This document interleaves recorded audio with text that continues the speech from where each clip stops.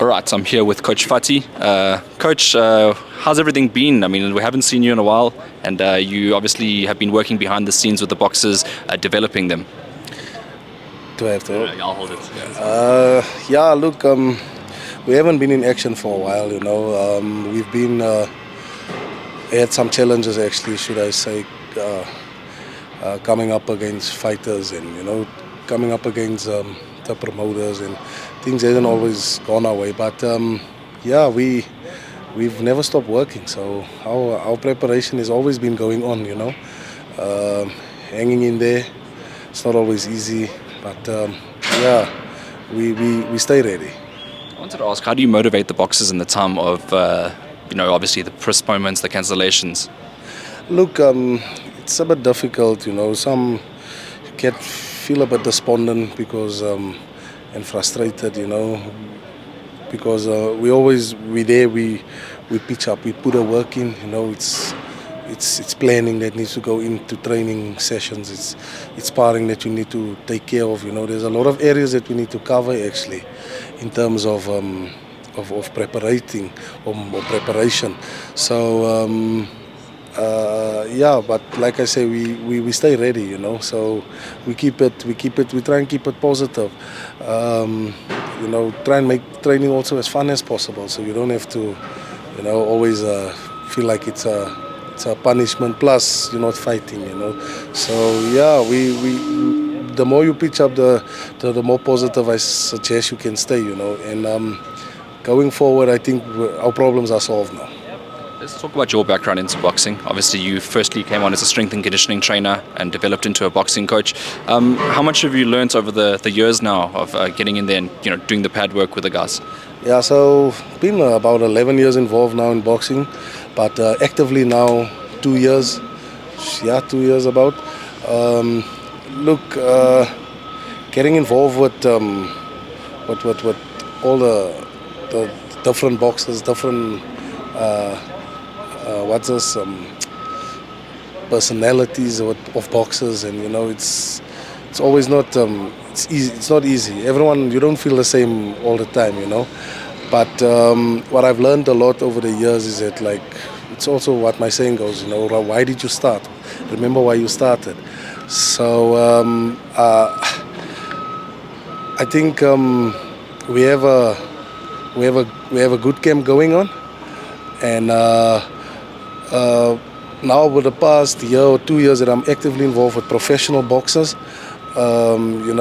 getting also a different coach in now that is boxing specific helps a lot, I think I'm not bad at reading some things and catching and learning some new stuff, but we're still learning, we're students of the game. Every day we still learn, and it makes it easier every day pitching up for training, getting to know the person or the boxer better. So exactly, in that aspect of the gym environment as well. You learn from them, their experiences also. So yeah, we're always learning. We're students of this game. I was going to ask, what are the dynamics between the two of you? Because you obviously both work with the boxers. How do you split up your sessions, and how does it work? Yeah, so look, we want to obviously evenly spread out time, or equally spread our different training sessions, because the planning that goes behind it is it's different sessions that you need to look after, and there's different sessions that you want to achieve different things. So I think like I say, the planning that comes along with it, building up to the fight, when do we want to do fitness, when do you want to do your conditioning, and when do you want to do your more boxing specific side.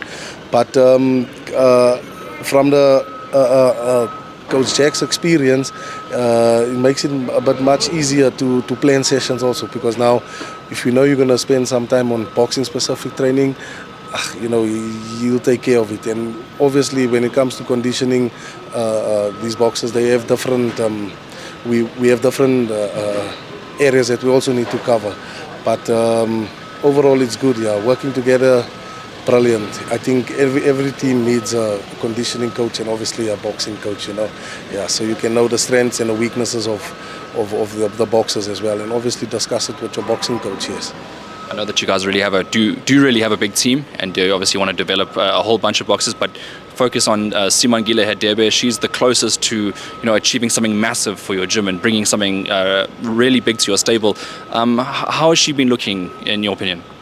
Yeah, look, it's difficult. You come to boxing, it's a lonely sport. You have some gyms only working with 1 or 2 boxers. It's much easier preparation to work if you only have like 1 or 2 or 3, maybe even in a stance. But we obviously have a little bit of a bigger group of boxers, professional boxers. So yeah, you gotta, should I say, split your time evenly across all of them, so you want to pay attention to all of them because we all are different, but having Smash as the world champion now and fighting for this IBF title, I mean, focus slightly changed, regarding the main fight, but all respect to her, she deserves it all.